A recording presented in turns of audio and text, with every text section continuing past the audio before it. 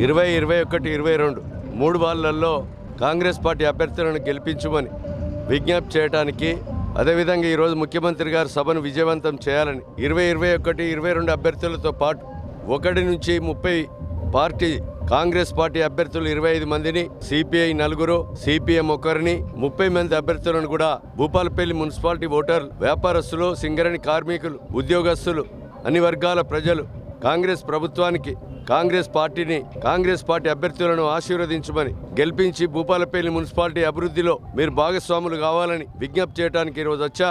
11వ తారీఖు బుధవారం రోజున మీరందరూ కూడా ఆశీర్వదించి చేతి గుర్తు మీద ఓటేసి గెలిపించి ఈ మున్సిపాలిటీని అన్ని రంగాలలో మౌలిక సదుపాయాలు, ఈరోజు విద్య, వైద్య, మరి అదేవిధంగా అన్ని మౌలిక సదుపాయాలతో పాటు అభివృద్ధి చెందే విధంగా చేతి గుర్తు మీద ఓటేసి గెలిపించమని, అదేవిధంగా 30 అభ్యర్థులను ఈరోజు మరి గౌరవ ముఖ్యమంత్రి రేవంత్ రెడ్డి గారి వస్తున్న సందర్భంలో వారి సభను మధ్యాహ్నం 2 గంటలకు భూపాలపల్లి అదైతే రామప్ప క్వార్టర్స్ ఎదురుగా పెద్ద బహిరంగ సభ ఉంది.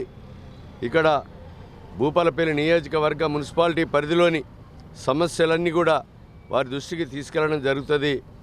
వారు ఈ ప్రాంతంలో 20 సంవత్సరాల క్రితం భూపాలపల్లిలో ప్రారంభమై పాదయాత్ర వేషాలపల్లె, జంగేడు, కాశంపల్లి నుంచి, గడ్డిగానిపల్లి నుంచి, అదేవిధంగా ఈరోజు భూపాలపల్లి పకీర్గడ్డ నుంచి భూపాలపల్లికి పాదయాత్ర చేయడం జరిగింది.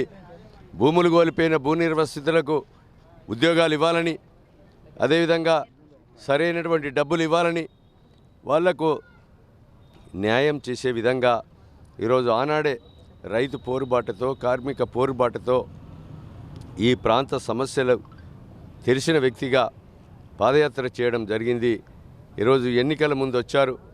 ఎన్నికల తర్వాత మొట్టమొదటిగా ఈరోజు ఈ భూపాలపల్లి గడ్డ మీద అడుగుపెడుతున్న సందర్భంలో ఈ ప్రాంత ఆరాధ్య దైవులు కొడవటంచ లక్ష్మీ నరసింహస్వామిని దర్శనం చేసుకొని అభివృద్ధి పనులు పర్యవేక్షించి ఇంకా మిగులు పనులు కూడా ఇవ్వాలని కోరడం జరుగుతుంది. అదేవిధంగా అక్కడి నుంచి నేరుగా 2 గంటలకు భూపాలపల్లి అదేవిధంగా రామప్ప క్వార్టర్స్ ఎదురుగా భారీ బహిరంగ సభ ఉన్నది. ప్రజాపాలన ప్రగతి బాట, ఈరోజు ప్రజా సమస్యల కొరకు వస్తున్నటువంటి ముఖ్యమంత్రి సభను కూడా విజయవంతం చేసి 11వ తారీఖు జరగబోయేటువంటి మరి మున్సిపల్ ఎన్నికల్లో కూడా కాంగ్రెస్ పార్టీ అభ్యర్థులను, సిపిఐ, సిపిఎం అభ్యర్థులను గెలిపించి అభివృద్ధిలో భాగస్వాములు కావాలని ప్రతి ఒక్కరికి విజ్ఞప్తి చేస్తున్నాను.